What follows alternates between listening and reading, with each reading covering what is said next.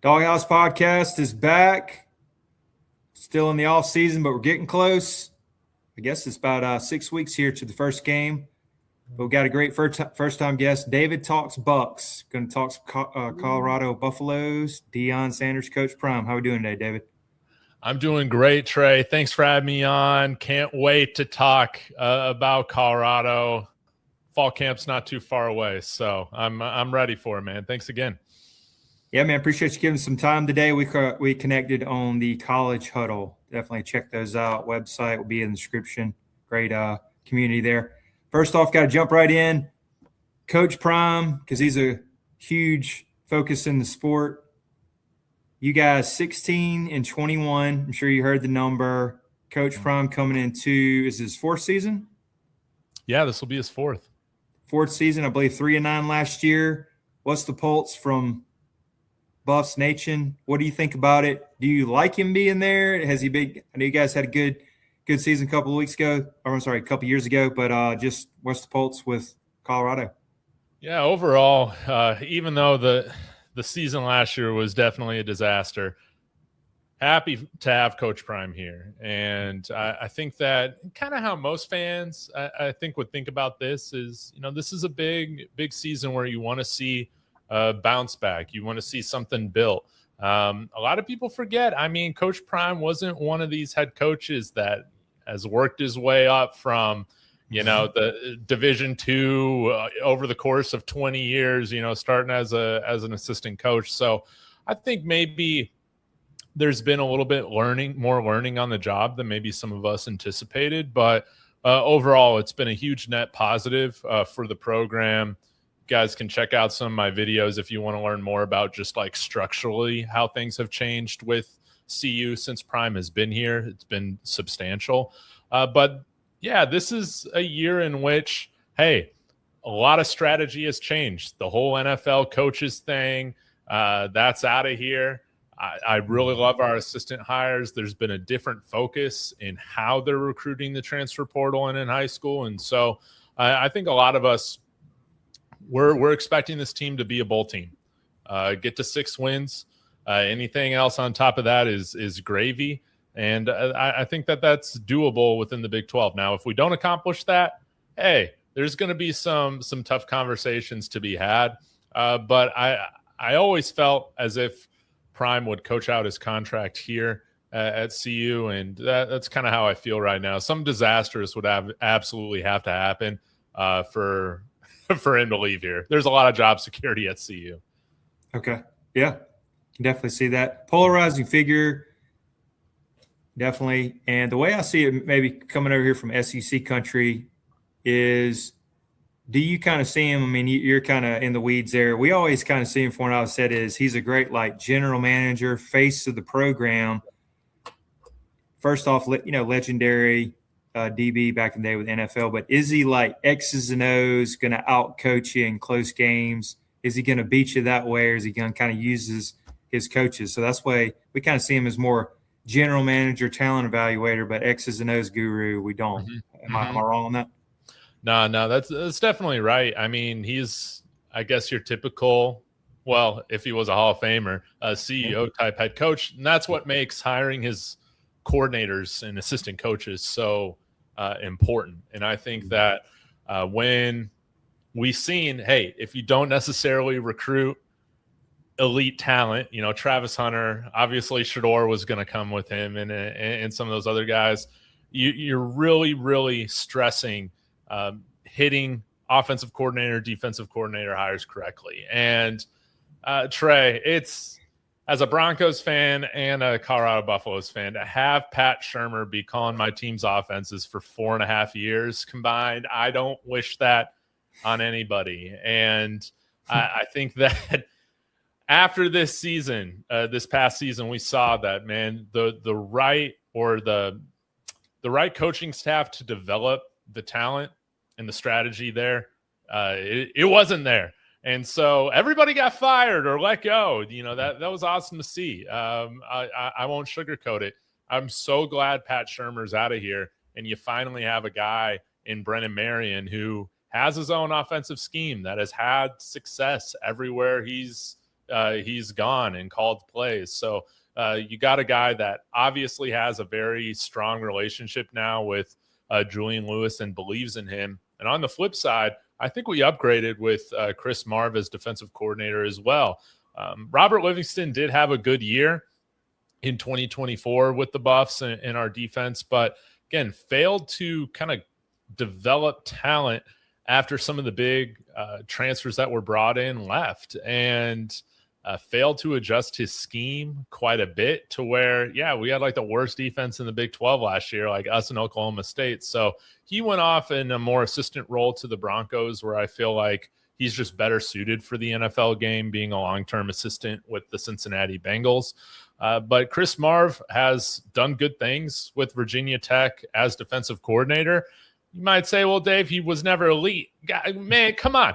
He had Virginia Tech ranked in the 50s for national defense. Guys, we would kill to be at that stage right now. So the other thing that I think Coach Prime has done well is getting guys who have the energy to coach college. I think some of the assistants that we've had, Pat Shermer, Warren Sapp included, while they were exciting hires at first, they kind of screamed kind of post-retirement gig, and the coordinators, including the assistants that they've brought in, these are guys with their coaching careers ahead of them. So they're hungry, they're chopping at the bit. And I think that that's made a big impact in how they've recruited the transfer portal and why you've seen so much success. 20 commits right now under Prime for the class of 2027 for high school. That has not happened at all, but it goes to show the unity, the cohesiveness of the message and direction that they're taking the program, and that's resonating with people. Yeah, I think that's really impressive. You're getting hungry coaches, and you got to go almost old school, go back on the recruiting trail, and also got to use the transfer portal. That's what Kirby still does at Georgia, even though we are struggling in our recruiting class. We're probably going to take a little bit of a step back. I think it's NIL. Don't want to go down that rabbit hole, but I think we're around number 17 commits. Hopefully Kirby can get it going. He's always elite, but he's still doing that recruiting, developing, use the transfer portal when you can. But we'll see. The other one I wanted to ask is Julian Juju Lewis, even though Georgia flirted with him, recruiting him, you guys got him. I know he said some interesting comments recently. Everybody was talking about it, media days. What's your thoughts on that? Or was he just going from the hip or what? Yeah, I think, again, a lot of people got to remember, man, Julian Lewis, he skipped his senior year in high school. So he's now going in as an 18-year-old redshirt freshman. And some of this he'll learn, just becoming more media savvy. I think that if anybody's taking his comments maybe at face value, you can take them out of context a little bit, where he said, man, I wasn't really reading defenses last year. Number one of my biggest issues with the team last year is, again, Pat Shermer. Yeah, I think some of this does fall on Pat Shermer. If he was that good of a coordinator, man, I think you would have had Julian Lewis in a place to where he wasn't sitting behind Caden Salter throughout that season. That benching probably should have happened, again, in retrospect, around week 3 or week 4. But, Julian didn't really have the structure put in place to succeed, in my opinion, from a coaching perspective. A lot of people forget it's kind of a big deal when your coach has cancer. All right. Yeah. So Coach Prime, he wasn't there very often. And you're then relying on Pat Shermer and Robert Livingston, who, especially Pat Shermer, has never really lit up a room, right? Even though he's been a head coach in the NFL before, it just wasn't the right fit. So some of this is, you've heard college players come out and say, it was like drinking from a fire hydrant the first time I got on the field playing quarterback, as a true freshman or a redshirt freshman. I think, man, he was just talking about how different the game is, and then now has been talking about how much more comfortable he is going into year 2, how much he loves Brennan Marion's go-go offense, how he's learning to become better pre-snap. Like all these things are normal stuff you hear like as a freshman. So I don't think like there is anything malicious about it. Nothing that I've ever heard would ever go on to suggest that Julian Lewis does not have incredible work ethic. So I think he's in for a good year this year with the Big 12, but I think it does say something a little bit, when, hey, you're going to say, man, I wasn't reading defenses like that last year. I'll blame Pat Shurmur, a little bit too on that. Yeah. I'm curious what you thought about it.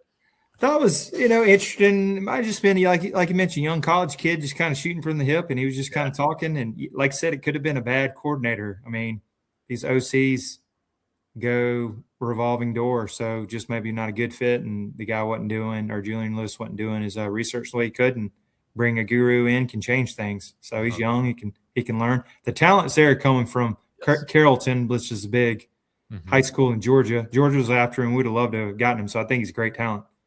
Yeah. And I think Georgia Tech was also going after him. And so it's going to be fun, the fact that we get to face off again week 1 in Atlanta. I think that he's got a lot to prove, and he's got the chance to do it in front of a lot of his, friends and family. Yeah. And then looking at his numbers from last year, hey, he hadn't thrown a pick yet, so that's pretty good. 4 touchdowns, 589 yards. So there you go. And what's some realistic expectations maybe you're looking for from him, coming from him? Yeah, I think, man, this might seem a little lofty. I do think, more on the high end of his ceiling this year. I think he can be a 3,000-yard passer in this offense. I mean, the Big 12 is not necessarily, stacked with, big-time defensive, strongholds throughout the conference or anything like that. I think that he's going to have, in my opinion, the best offensive line he's had, or since Coach Prime has been here, that he's had. I think no doubt about it. You have a coordinator that can really call plays and scheme with today's modern, college game.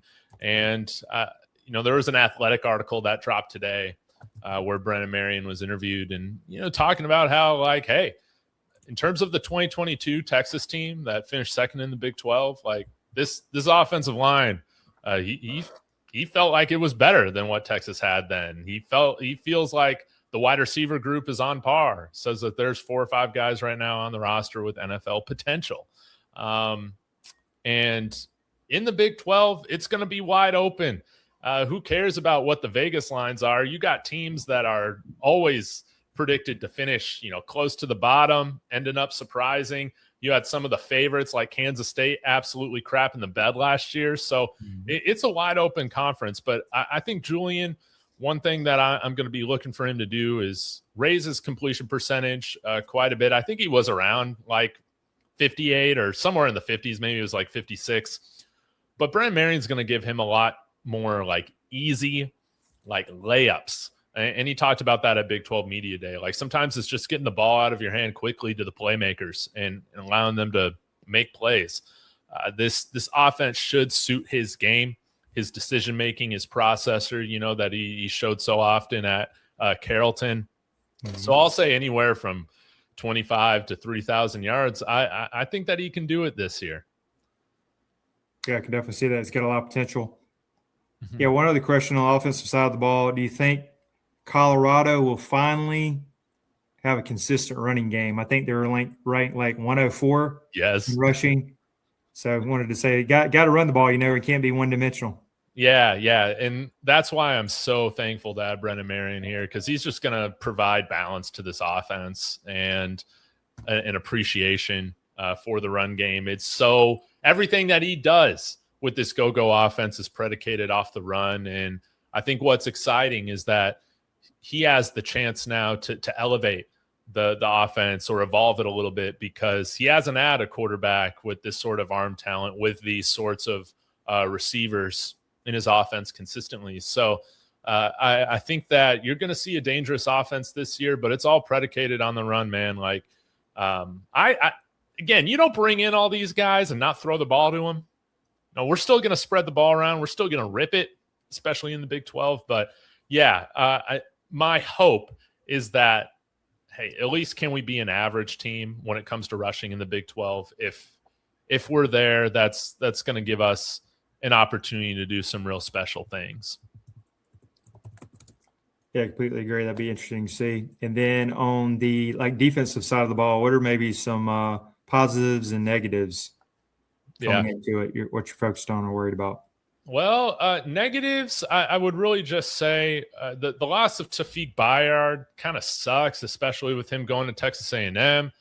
He was one of our standout players on a defense that really struggled last year, but we did replace him with Vanderbilt captain Randon Fontenette, who's coming out from, again, a lot of success in the SEC. I'm looking forward to seeing what he can do at that safety position. But, man, I really love our starting corners right now. Cree Thomas transferred out from Notre Dame after his true freshman season, and he's filled with talent. I remember some friends that are Notre Dame fans, they said, hey, we got DJ McKinney, but y'all got Cree Thomas, who's going to be a starter immediately for y'all. And that's exactly what he's developed into since he's been here this spring. And a big, lengthy, physical corner with ball skills. I believe he was a 4-star guy coming out of high school. And then a slept-on one that I don't really feel like people are talking about as much is Boo Carter, who had a great true freshman season at Tennessee. And then, I don't know, he was definitely in need of a change of scenery from Tennessee last year. I think he might have there was some sort of team discipline when it came to him.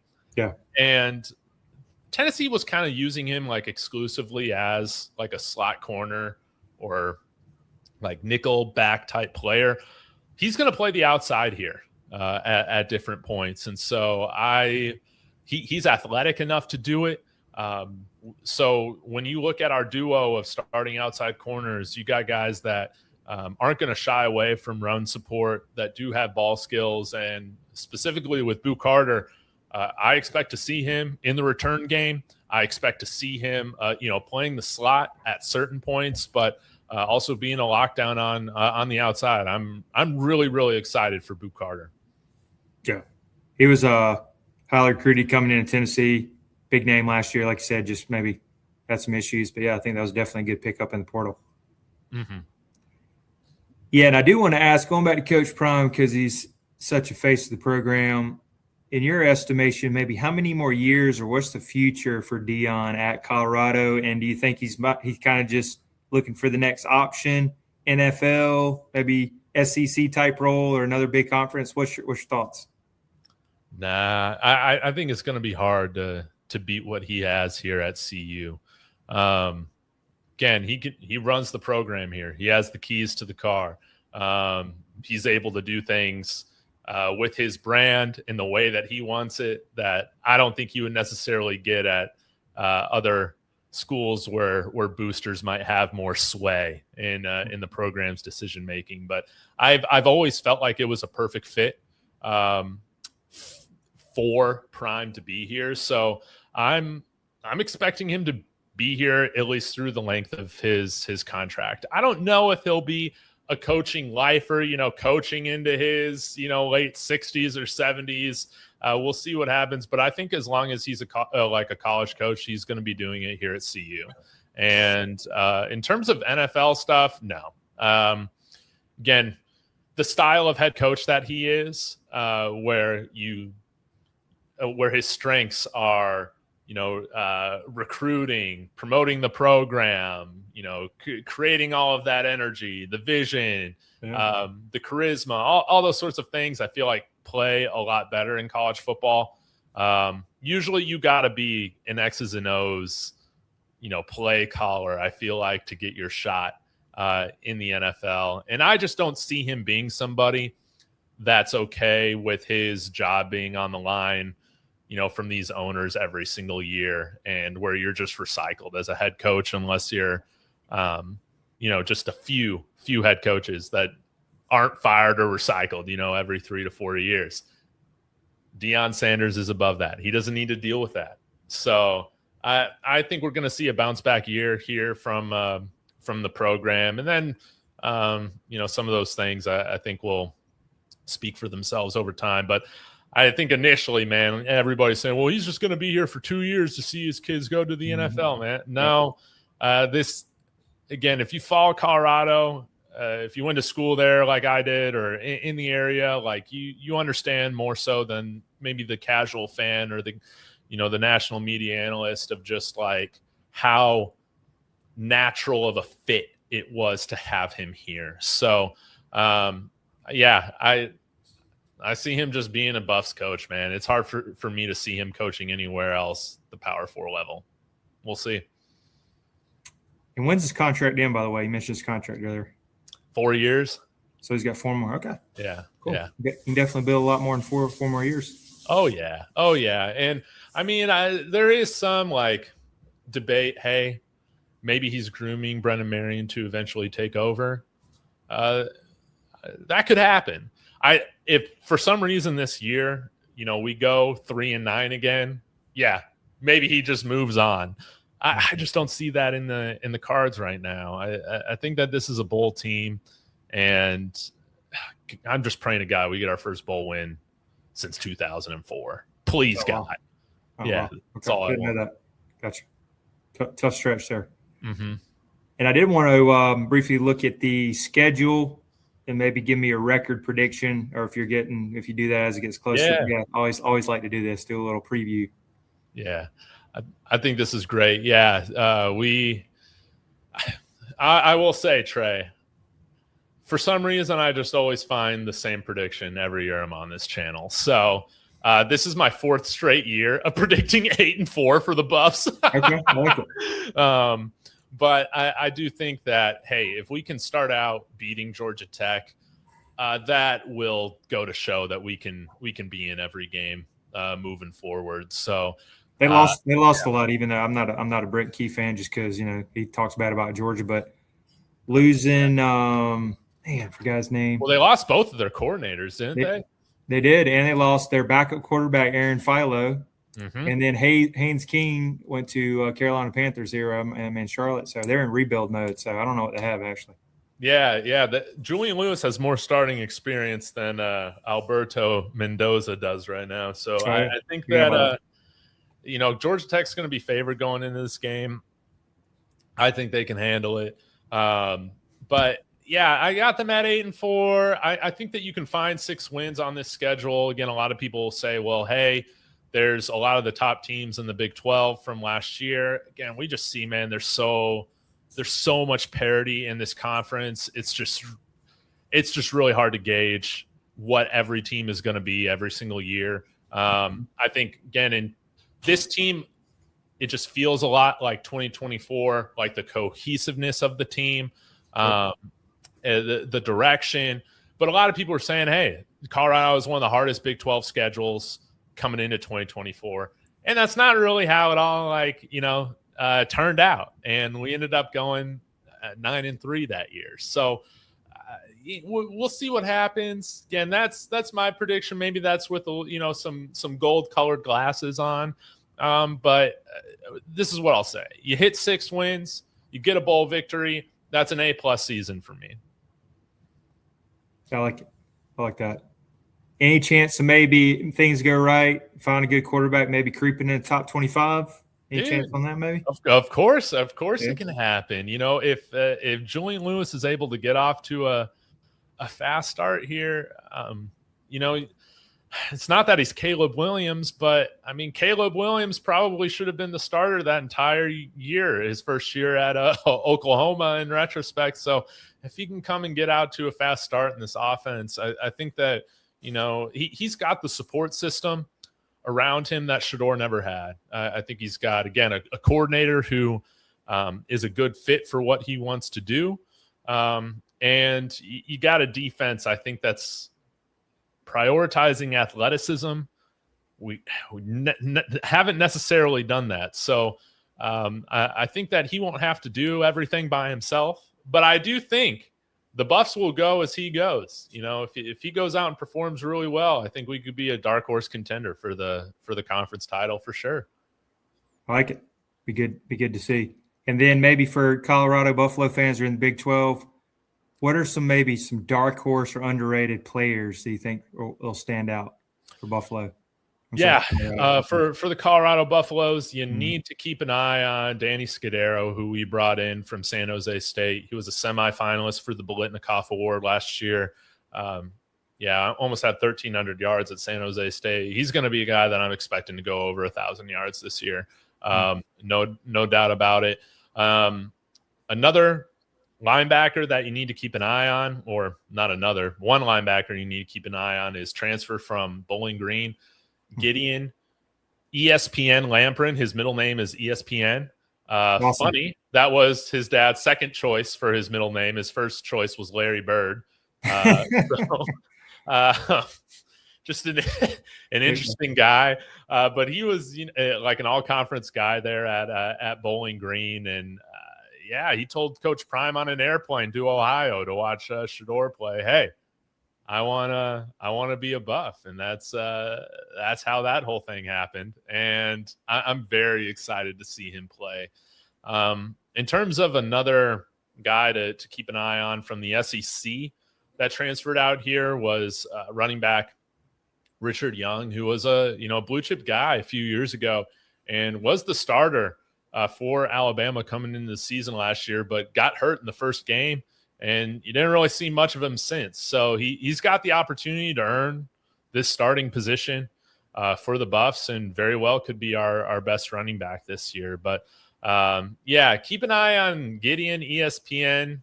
I like that guy. And then one more for you. I love to talk about special teams. Keep an eye on our mate, our punter, Damon Greaves from Australia.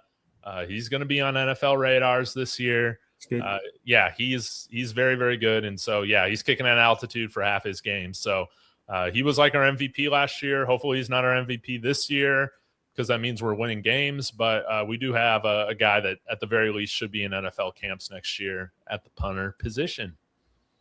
Yeah, those Aussie kickers are great. We had one, Thorson, last year. He made it in the league too. He was great. Great. Just clutch. I think he won the Ray Guy Award, I believe. Oh, that's awesome. That would be sick if Damon Greaves can do it. We'll have to see. Yeah, man. I appreciate you again, David. How do we follow you on social media? Absolutely. Thanks again for having me on. Yeah, go subscribe, David Talks Buffs. What are you doing now? 15.5 thousand subscribers. I usually post a video a day about the Buffs. Subscribe, come in every now and then. We do have a good base of Georgia subscribers. So, hey, if you need a second team, if you need a Big 12 team, we welcome you. We welcome you, Georgia fans. Yeah. Just as long as you're not Ole Miss fans. Y'all been stealing our recruits too much. So exactly. As we call them around here, we call them Ole Piss. Oh, man, I love that. Yeah. Forget Ole Piss and LSU. Those are my hate watches this year, aside from Texas Tech. I think it's week 3 or week 4 when LSU goes to the Grove night game. Much watch TV, man. Get the security guards out for Lane Kiffin. Pitchforks are coming. Can't wait. Oh man, let's go! I can't wait for that either, man. But thanks again for having me on, Trey. Really do appreciate it, and let's be sure to talk again. Yeah, man. Appreciate you coming on, David. Also check him out on Facebook and other social media. He's got a good following on there. And make sure to like, subscribe, share the Doghouse podcast. We got some great guests coming up.